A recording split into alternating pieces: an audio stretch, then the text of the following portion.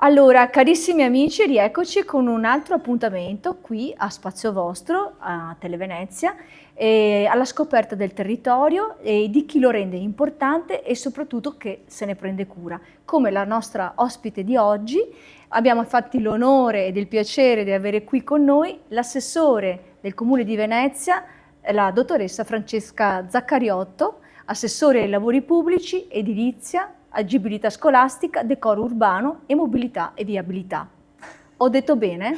Tante cose. Tante cose, tanti impegni. Tante cose. Lei ha Grazie. un'esperienza ovviamente con queste deleghe così importanti, molto, molto fitta nel mondo della politica, ma soprattutto parliamo di amministrazione, perché politica e amministrazione in questo caso vanno di pari passo, ma l'amministrazione è una competenza diciamo diversa, anche perché è un aspetto che le permette di conoscere da assessore molto, molto bene quelle che sono le esigenze del territorio, e prima di addentrarci in questo vorrei che lei raccontasse anche un po' quali sono state le tappe più importanti della sua carriera. Se vuole lo faccio io o se vuole dirlo lei. Lei è stata ovviamente sindaco della città di San Donà di Piave per 2 mandati, Certo. poi è stata anche presidente della provincia di Venezia fino appunto al fino al 2015. Esatto. E poi quando appunto è stata eletta all'interno della giunta comunale appunto del comune di Venezia, lei ha appunto avuto il ruolo di assessore a questi assessorati di cui abbiamo parlato prima per 2, questo è il secondo mandato che lei sta portando a termine. Ecco, quindi un lavoro molto, molto impegnativo, anche perché voglio dire, parliamo di una città, di una municipalità insomma complicata, cioè voglio dire, Venezia è una città complessa e tutto il circondario ha lo stesso. Quindi la mia domanda è questa: un impegno profuso quindi da tempo, che è quello che lei sta portando avanti, anche con il suo ruolo precedente appunto di presidente della provincia di Venezia, come sindaco di cui abbiamo parlato prima, 2 mandati, quindi un contatto diretto ovviamente e costante con i cittadini. Questo è difficile e complesso perché amministrare agli occhi degli altri può sembrare una cosa, in realtà è molto faticoso, soprattutto in risposta ai cittadini. E quindi lei penso si sia interfacciata molto spesso con la cittadinanza, anche adesso ovviamente da assessore. Intanto devo dire che mi capita poche volte che qualcuno abbia la capacità di scindere quello che è amministrare dal far politica. Grazie. Che sono 2 mondi assolutamente diversi che si devono incrociare, perché si amministra grazie alla politica, voglio dire, che ti nomina all'interno dei vari enti di istituzioni, però quando si amministra si ha un rapporto talmente diretto con il cittadino, con il territorio, che va anche al di là delle appartenenze politiche. Quindi se c'è una necessità che può essere legata ad una scuola, piuttosto che a una strada, piuttosto che a un evento culturale, l'amministratore deve sempre tener conto di quello che è l'interesse diretto di colui che va a beneficiare, voglio dire, no, del risultato che tu riesci a produrre. È un impegno complesso, grande, che richiede responsabilità, ma io dico anche che richiede il coraggio di fare delle scelte, perché in tutti questi miei anni ho visto che se non si vuole andare in contrasto e quindi dividere tra chi dice bene, male, buono, cattivo, brava, non brava, non si fa nulla, no? Allora a quel punto rimane tutto com'è.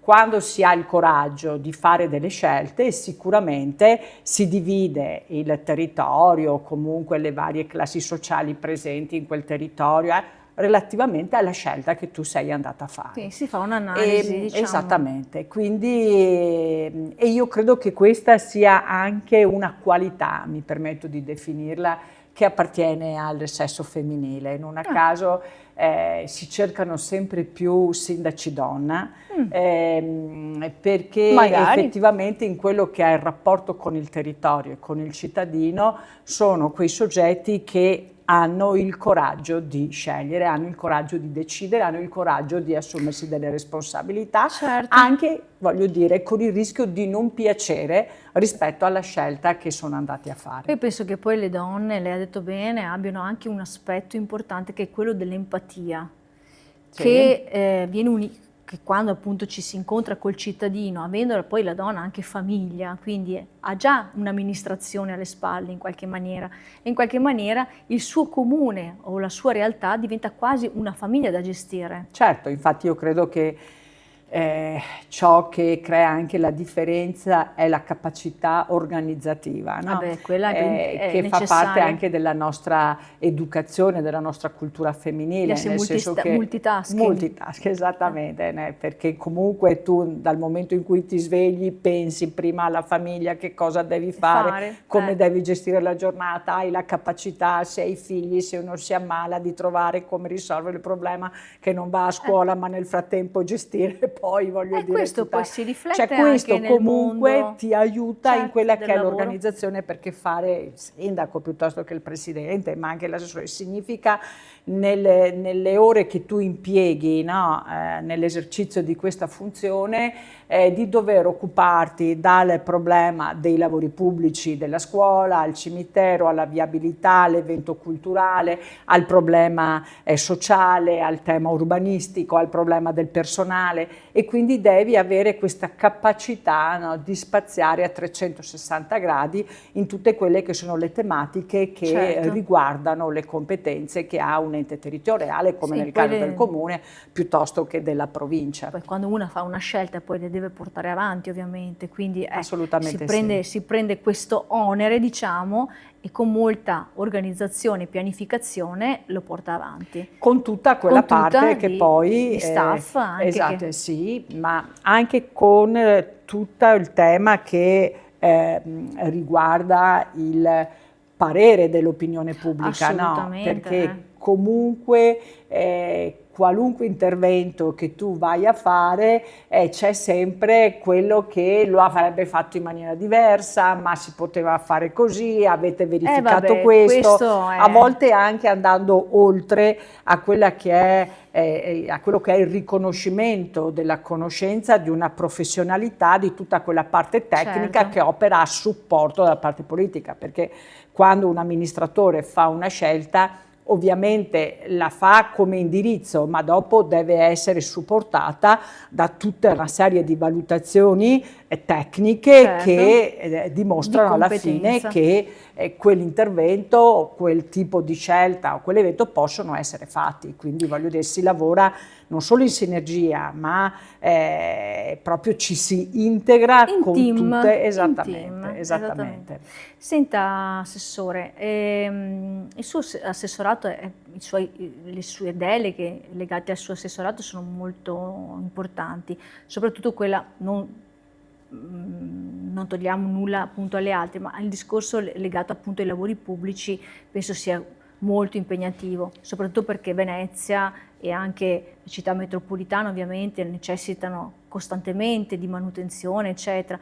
Io ho visto ultimamente che lei sta seguendo con grande, io lo dico con grande ammirazione, il recupero proprio perché Venezia è un patrimonio immenso, il recupero delle mura dell'Arsenale. Io ho visto poi anche le immagini veramente del prima e dopo, e quindi questo dà la possibilità ad una struttura storica importante poi di continuare a reggersi nel tempo. Certo. Quindi quanto impegno c'è stato in questo progetto? Allora, bisogna dire che sicuramente io ho un assessorato importante e complesso, ma che offre una grande opportunità da un punto di vista di conoscenza di quella che è la città.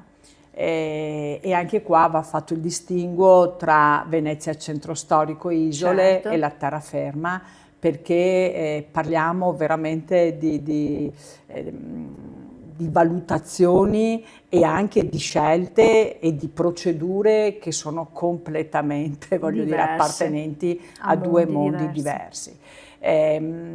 ecco, lei citava l'intervento dell'Arsenale, ma potremmo, voglio dire, citarne altri, da Piazza San Marco al rialzo delle rive, delle fondamenta, a tutto il tema che abbiamo appunto dell'acqua alta, quindi a tutti quegli interventi che stiamo facendo, ma potremmo anche semplicemente parlare delle scuole, perché comunque sono edifici storici e che richiedano, da un punto di vista di tutela dell'edificio e di procedure, tutto un iter che è diverso da quello che invece io posso trovarmi con un edificio scolastico nella terraferma.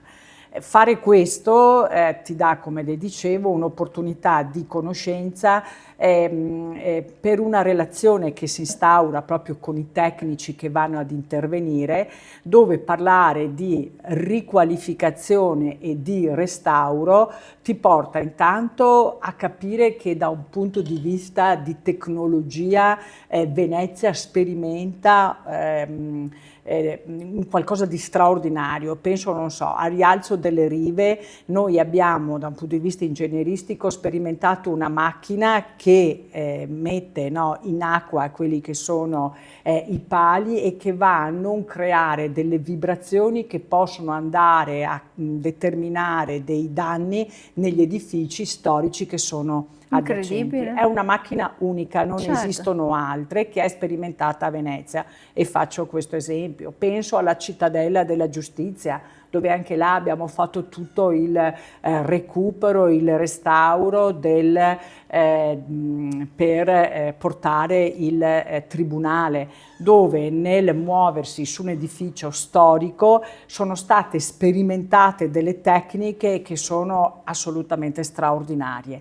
Ecco, io credo che su questo anche Venezia potrebbe distinguersi, nel senso che potrebbe diventare un laboratorio dove vengono messe in atto e sperimentate delle tecnologie che sono all'avanguardia e che sono uniche, no? E quindi potrebbe portare persone, soggetti che devono studiare, che professionalmente sono interessate, a venire a verificare quello che stiamo facendo. Quindi una Venezia non solo turistica per il patrimonio culturale e artistico, ma anche una Venezia laboratorio innovativa e laboratorio di tecnologia. Benissimo.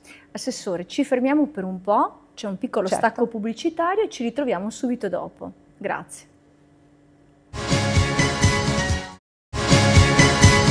Cari amici, rieccoci in studio, siamo qui con l'assessore Zaccariotto, abbiamo parlato sinora appunto di tantissime cose legate a quelle che sono le sue deleghe, che sono tantissime, come appunto i lavori pubblici, l'agibilità scolastica, il decoro urbano, della mobilità e della viabilità del Comune di Venezia. Allora, come assessore ovviamente abbiamo detto lei è molto impegnata, soprattutto per quanto riguarda la questione dei lavori pubblici, ha citato tantissimi lavori, c'è stato un lavoro ad esempio che negli anni, perché lei ovviamente ha fatto 2 mandati importanti dove Venezia, ma anche ha parlato ovviamente delle isole, ma anche dell'entroterra, che gli hanno dato una particolare soddisfazione, oppure un qualcosa che sembrava impossibile realizzare, invece è riuscito a portare a termine. Domanda da 10 milioni di dollari. Esattamente, nel senso però, che, diciamo che lavorare a Venezia, ripeto, è un'opportunità unica, un privilegio, e molte volte credo di essere stata anche, tra virgolette, in senso positivo, invidiata, nel senso che immagino che qualunque professionista, ingegnere, architetto, storico avrebbe voluto avere quell'opportunità, non so, di salire e vedere mentre si sta restaurando la mura dell'Arsenale, trovarsi sotto il ponte dell'Accademia quando abbiamo fatto il restauro, o in alto nell'impalcatura del ponte di Rialto. Io ho avuto queste occasioni. Ma lei ha avuto anche l'occasione di vedere degli scavi sotto, esattamente, come Piazza San Marco, esattamente, dove con l'ultimo intervento che stiamo facendo, perché là ci sono interventi fatti sia dalla sovrintendenza che dal provveditorato lavori pubblici che dal comune, noi ci occupiamo occupiamo della ristrutturazione e della posa dei Masegni, certo. negli scavi è emersa esattamente tutta proprio dal lato di Palazzo Ducale. Sì. Noi immaginavamo che Palazzo Ducale fosse stato costruito quando non c'era nulla, invece prima di Palazzo Ducale abbiamo trovato dei resti medievali straordinari. Io quello l'ho considerato un grande privilegio. Un grande privilegio anche perché li ho visti direttamente, li ho fotografati, provi una grande emozione e veramente capisci la forza che ha avuto questa città nella sua storia. No? Sì. E anche su questo c'è stata un po' di discussione con chi avrebbe voluto che ciò che è stato visto dai pochi fosse lasciato visibile anche per il futuro, magari attraverso una pavimentazione in vetro. D'altra parte ci troviamo in una piazza che già ha moltissimo e quindi immaginare anche di lasciare o di fare questa parte visibile sarebbe stata un'impresa assolutamente ardua.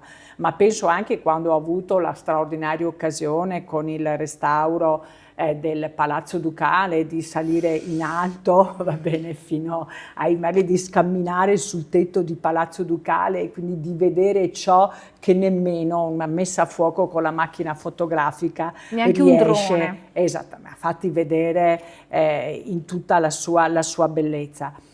Penso al recupero della Cittadella della Giustizia, cioè entrare e vedere come per fare il restauro, la messa in sicurezza, rendere l'edificio antisismico e quindi agire su tutta la parte strutturale, sono state scavate tutte le colonne, sollevate per fare l'intervento a terra. Ecco, io credo, per questo continuo a dire, che bisogna chiedere alle imprese che si aggiudicano gli appalti a Venezia di documentare tutto e di mettere dentro la possibilità che per il tempo della durata dei lavori sia possibile da parte di professionisti, ma anche di studenti di ingegneria, di architettura, anche dei paesi dell'estero, possono venire a visitarli, perché ciò che si può vedere è un'occasione unica ed irripetibile.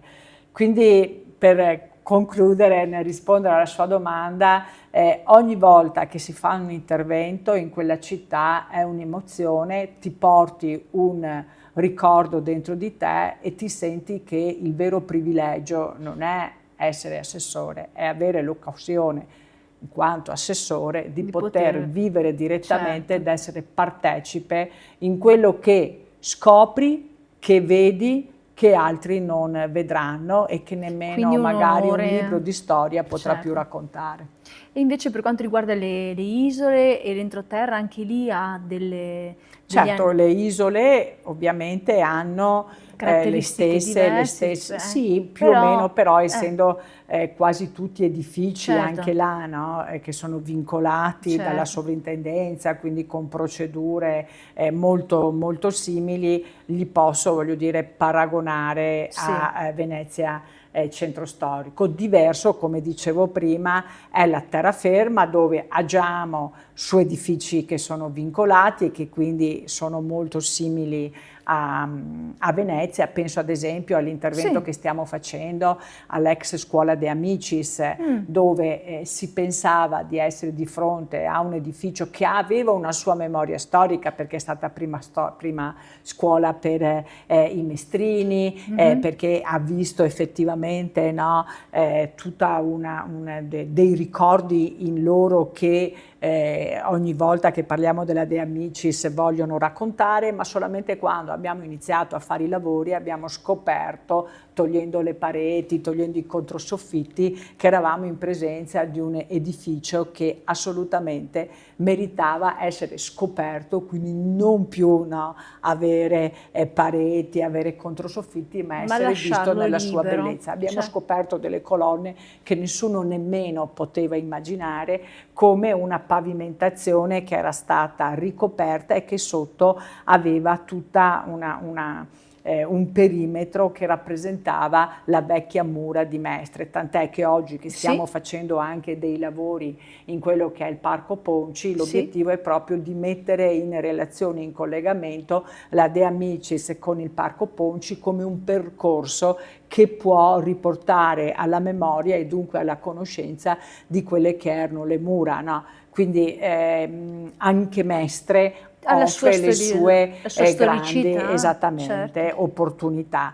Anche su Mestre abbiamo fatto degli interventi importanti di recupero, ma anche di ammodernamento. Penso insomma a quel chilometro che lo chiamiamo della cultura, che ci ha visto muoversi dalla Vezze, che era una biblioteca, oggi invece anche biblioteca per gli universitari, e quindi voglio dire con uno spazio veramente moderno interno, ma anche con uno spazio esterno che permette per chi va a studiare di avere delle opportunità e di individuarlo come un luogo di vita, di incontro e di cultura e di condivisione. Penso all'intervento che stiamo facendo adesso al Candiani, anche là dove vogliamo distinguere quella che è la parte legata al cinema con quella che è la parte legata alle mostre. Penso che abbiamo riconsegnato dopo più di 20 anni l'ex emeroteca alla città, l'abbiamo inaugurata proprio lo scorso anno, anche questo un luogo di cultura,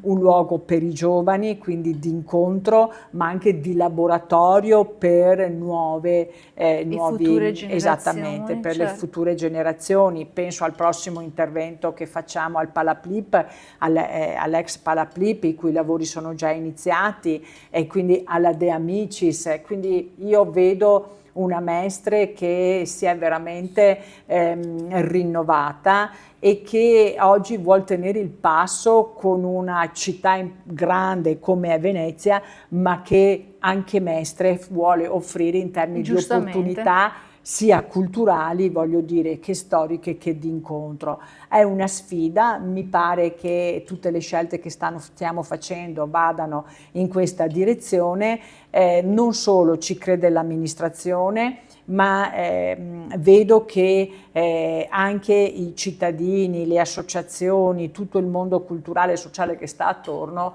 comincia ad impegnarsi e quindi a far sì che le cose che sono state realizzate diventino veramente delle risorse per la città.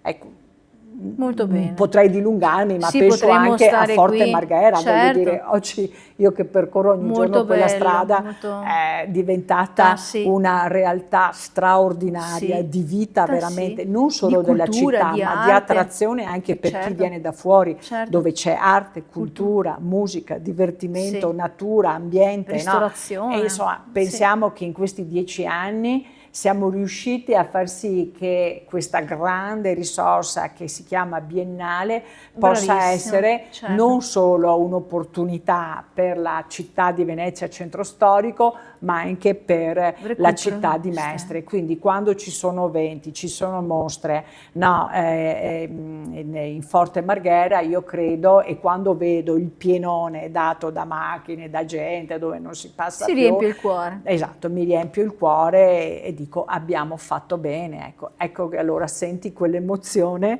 che diversamente da quando sali sul muro dell'Arsenale, che è un'altra emozione ancora legata alla storia, qua è della riuscita di un progetto e quindi di un obiettivo che ha raggiunto il suo Lei comunque risultato. Ha anche un'altra delega molto importante, che è quella della mobilità e della viabilità, perché ovviamente la necessità delle piste ciclabili io penso sia uno degli aspetti principali che devono assecondare anche per l'ecosostenibilità la vita dei cittadini.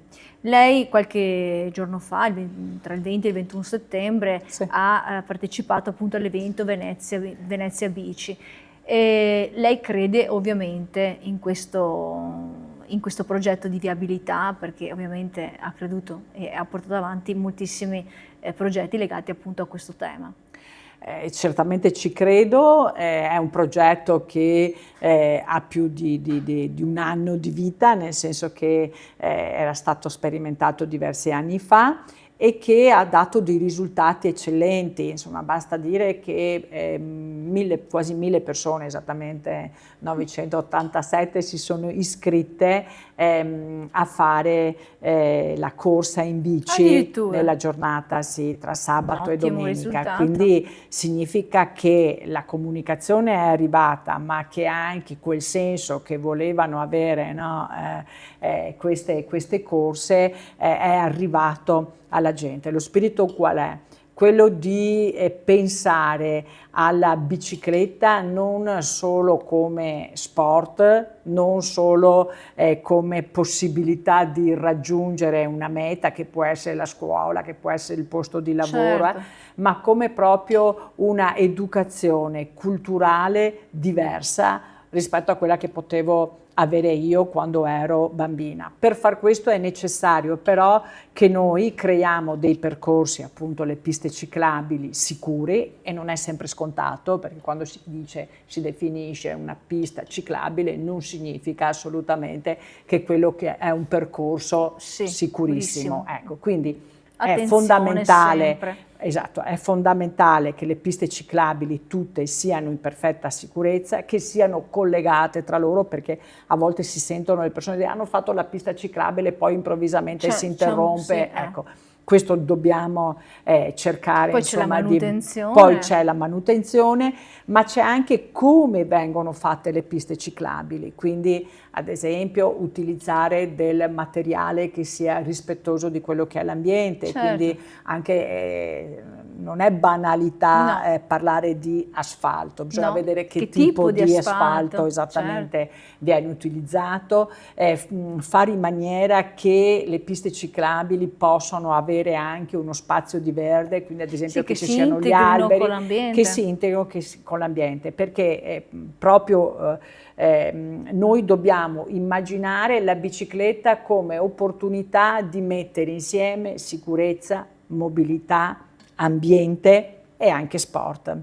Certo. Allora, su questo noi stiamo lavorando moltissimo. In questi 10 anni noi abbiamo raggiunto quasi 190 chilometri di piste ciclabili, abbiamo speso già 33 milioni di euro, ne abbiamo altri 22 che andremo a concludere entro il 2025, lasceremo per il 2026, quando finirà l'amministrazione, un altro 1 milione di euro, nel senso che l'obiettivo è di raggiungere i 200 chilometri di piste ciclabili, ma come ho detto prima significa anche piste ciclabili avanti da un punto di vista proprio, no, di cultura. L'amministrazione ad esempio ha appena approvato un progetto per 1.260.000 euro di tutta quella che è la parte della cartellonistica e dell'informazione. Io devo sapere dove sono, ma non solo perché sono un turista, ma anche per capire, voglio dire, che cosa ho vicino a me, dove è più semplice andare, sia a destra che a sinistra,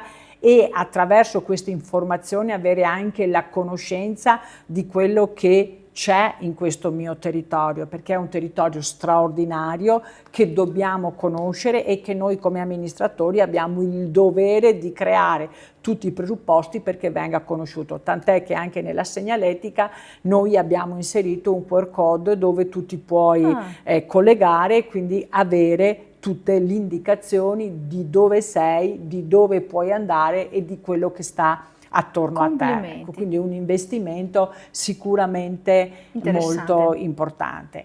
Chiaramente piste ciclabili, bicicletta, significa anche creare quelle condizioni perché nel giro di qualche anno sia possibile, per dire, raggiungere il posto di lavoro sempre in bicicletta, non avere il problema di dove lasciare le biciclette, anche se questa amministrazione ha messo più di 3.600 posti per parcheggiare le biciclette, ma stiamo anche creando degli spazi chiusi dove tu puoi depositare la bicicletta, magari perché sai che è una bicicletta elettrica, per cui può avere un costo posto che non la vuoi lasciare, voglio dire, solo con un semplice lucchetto, ma dove anche puoi fare delle riparazioni per delle rotture o per dei problemi che può avere le avete pensate tutte. Perché? Perché la vera sfida è immaginare non solo che nei paesi, no, dell'Europa del Nord siamo pieni solo di bici e non di macchine, ma che questo insomma possa diventare anche la mobilità del futuro di questa città. Benissimo.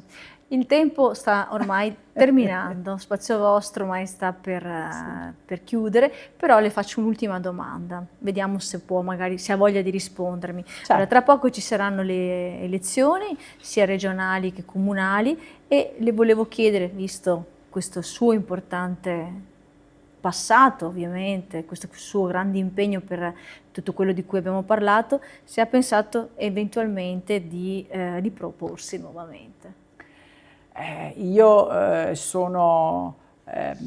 faccio parte di Fratelli d'Italia, quindi un partito che è cresciuto moltissimo, quindi i numeri li conosciamo tutti, che ha una sua organizzazione, che le persone hanno dei ruoli e delle responsabilità. Il mio è quello di essere amministratore e quindi chi è dirigente oggi all'interno del partito riterrà che la mia esperienza è maturata, perché apro parentesi, io credo che per qualunque tipo di impegno tu ti prendi da amministratore devi avere una conoscenza e devi avere un'esperienza, una competenza, sì. Una competenza, perché non ci si può improvvisare, certo. Perché la responsabilità è che le scelte che tu fai ricadono sugli altri e quindi certo. Se fai degli errori li fai pagare agli altri. Detto questo, io sono ovviamente a disposizione del mio partito, che se riterrà che posso essere una figura utile per la regione, sono qua. Se sarà ancora per il comune, lieta ovviamente di portare avanti quello che ho iniziato e che ho con continuità fatto in questi 10 anni. Le auguro di continuare splendidamente il suo percorso che ha portato avanti per tanto tempo. La ringrazio di essere stata nostra ospite a Spazio Vostro qui a Televenezia, è stato un onore davvero, anche perché abbiamo conosciuto quanto impegno un amministratore porta alla sua città e soprattutto in risposta anche a quelle che sono le domande dei cittadini. Io la ringrazio perché raccontare non solo quello che facciamo, ma quello che significa fare l'impegno e essere, in questo caso mio, assessore, io spero sempre che possa servire a chi ci sente, no? Certo. Rispetto a un giudizio che si dà della politica, perché altrimenti rischiamo che quando c'è il momento delle elezioni siano sempre meno le persone che partecipano, no, a questo momento elettorale, che invece è molto importante. Che invece è molto importante. Capire chi siamo, cosa facciamo e cosa serve, io credo che sia assolutamente fondamentale per invitare poi i nostri cittadini ad esserci nel momento giusto del giudizio e della scelta. Certo. Grazie Assessore Zaccariotto, è stato un onore conoscerla, un piacere. Noi ci diamo appuntamento alla prossima settimana, grazie.